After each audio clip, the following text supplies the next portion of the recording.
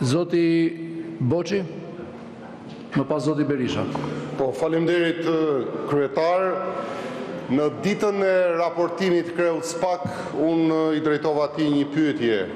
A heziton SPAK-u të marrë në hetim apo të pandehur kryeministrin?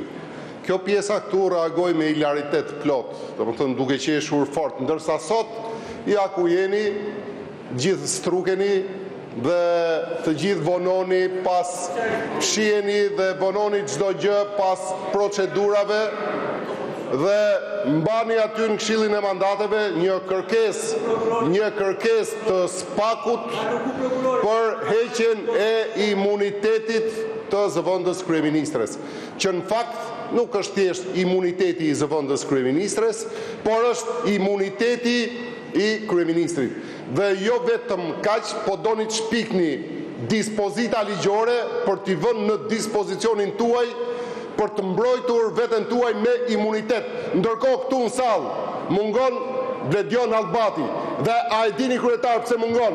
Se policia juaj e ka goditur në protestën e radhës dhe ai është i pamundur, sepse imuniteti për ju ka kuptim vetëm kur bëhet fjalë për zëvendës kryeministren, për kryeministrin, për antarët e kabinetit.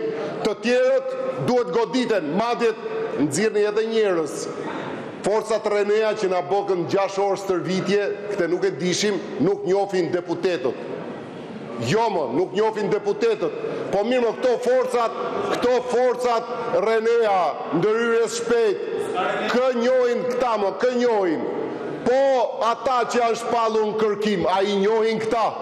Sepse të bëj një bilanc këtu, ja ku është ministria që merret me bilancet tjera, u plagosën policët me demek, të dalit bëj një bilanc thjesht, sa nga ato kërkuar, të shpallur nga SPAK-u, kriminal të rrezikshëm, antar të bandave kriminale, që jetojnë në Shqipëri dhe përtej Shqipërisë, janë arrestuar. Po, forcat Renea arrestojnë adoleshentët, godasin deputetët e opozitës, madje i akuzojnë adoleshentët se kanë hedhur ata molotov, ndërkohë që pamjet tregojnë ndryshe.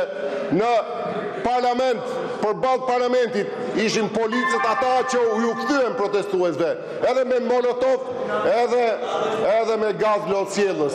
Jo, nuk tallem dhe unë them vetëm të vërtetën, sepse kam qenë aty dhe e di shumë mirë situatën. Dhe ky parlament duhet mbyllet dhe ju duhet mblidhni Këshillin e Mandateve menjëherë. Justifikimi juaj për gjykatën kushtetuese ka rënë, le që nuk ishte justifikim fare, por me qenë se e përdorët, sot ai ka rënë dhe mblidh Këshillin e Mandateve dhe të imuniteteve. Okej, fjalën e ka zoti Sali Berisha, më pas zoti Taulant Balla.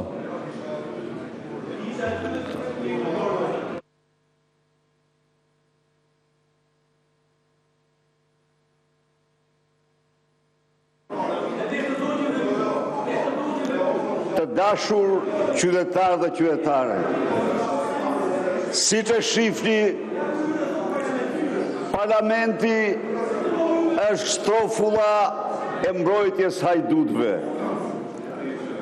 Këta që janë pas shpinsime, edhe këtij krahu janë të gjithë maska e Lubis dhe Edi Ramës.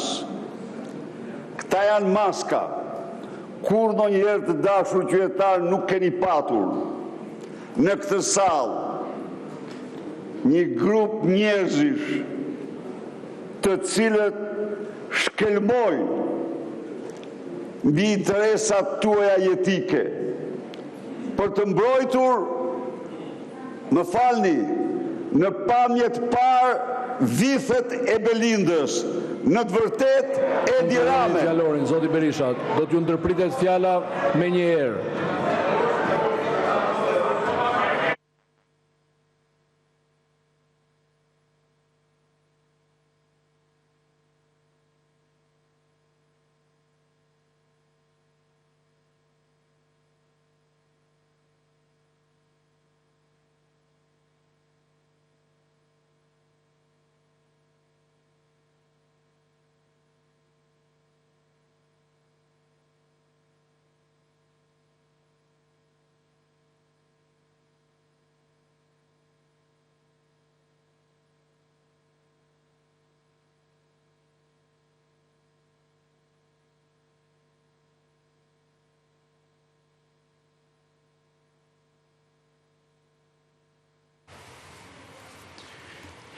I është ndërprerë fjala zotit Berisha, ndërsa fliste në foltoren e kuvendit, ndërsa tashmë janë ngritur nga ulset dhe deputetët e tjerë të Partisë Demokratike në shenjë proteste për të veprim të kryetarit të kuvendit, duket se nuk largohet zoti Berisha pa rimarrë fjalën e tij. Nuk mund të lejojmë këtë lloj fjalori në këtë parlament, paktën sa jam unë kryetari i kuvendit.